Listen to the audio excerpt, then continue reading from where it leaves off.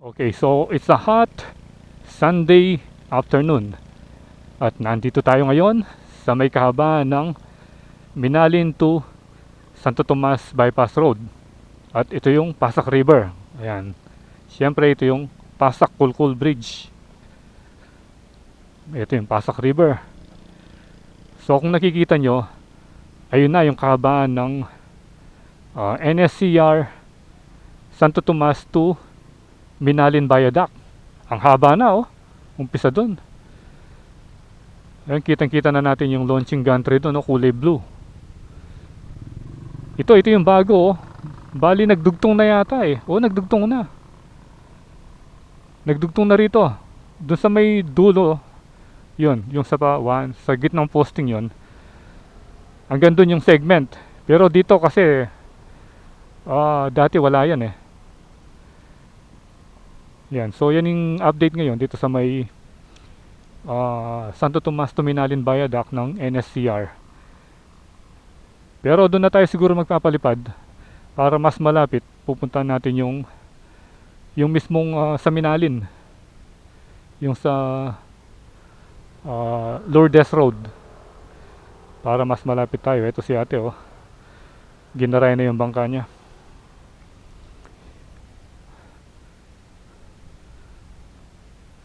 So kasi medyo matagal na rin nung last time nag-update dito sa may Minalin area. So yun yung pupuntahan natin ngayon para makita natin yung mga latest developments dito sa massive project ng Philippine National Railway. Ayan iba-iba yung nakikita natin kulay ng mga launching gantry. Doon sa Malolos kulay yellow, meron pang green Pero usually kasi kulay orange, yan yung mga Italian tie. Pasak Kulkul Bridge, may daanan pala rito yun papunta dun dahil mga na ito mga fish pond.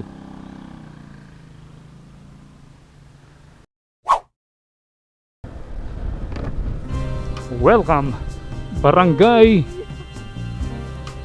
San Isidro. Dito puro mga na yung makikita mo, mga plaisdahan. Ayan kitang-kita mo yung mga segment ng Minalin. Ayan ayun yung mga isdahon, dami Ito bali yung parang fishport. Dahil yung pangunahing kabuhayan dito sa Minalin yung pagpifish pond. Ako medyo na ron medyo dumidilim na yung kalangitan. Sana makapagpalipad tayo doon para naman ma-update natin yung mga kaganapan doon sa may Minalin Viaduct.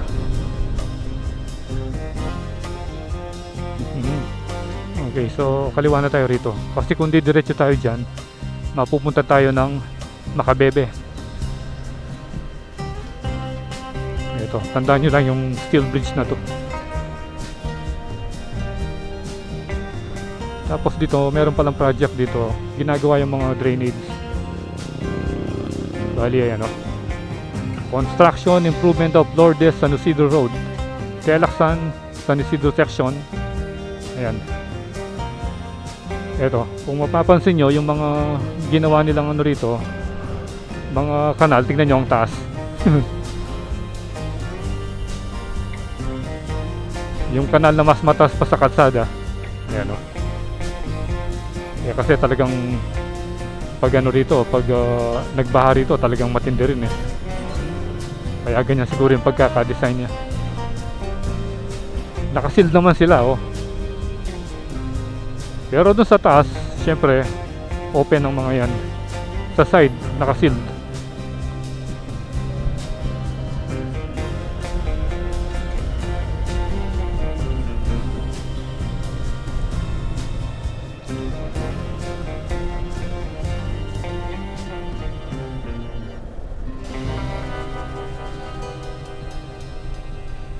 Ayan last time na pumunta tayo rito medyo baha pa sa bahaging ito tsaka dun sa may lampas ng tulay. Pero ngayon wala na dahil ilang araw nang hindi umulan eh. Nung last na nagkaroon ng bagyo, si Bagyong Nando. Yan dito. Dito yung nakikita niyong lupang yan, dati puno ng tubig yan. At dito nakikita mo na rin yung segment ng Minalin Viaduct. Ayan oh. So dito tayo magpapalipad para makita natin ng mas malapit.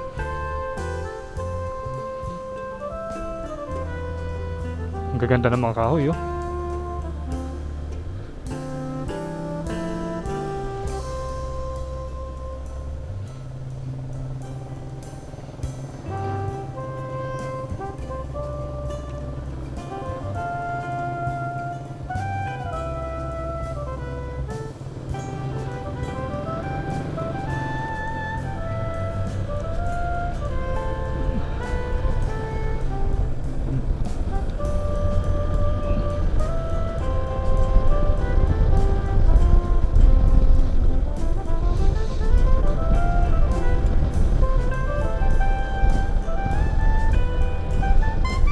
Ayan na.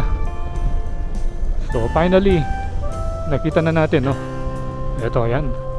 Kumpleto na pala yung yung mga concrete parapet walls. Ayan. Ayan dito talagang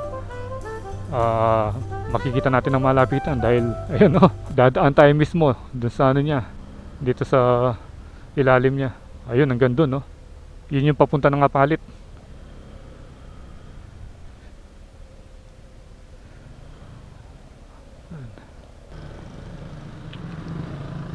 Dito tayo sa mas malilim. Ayan.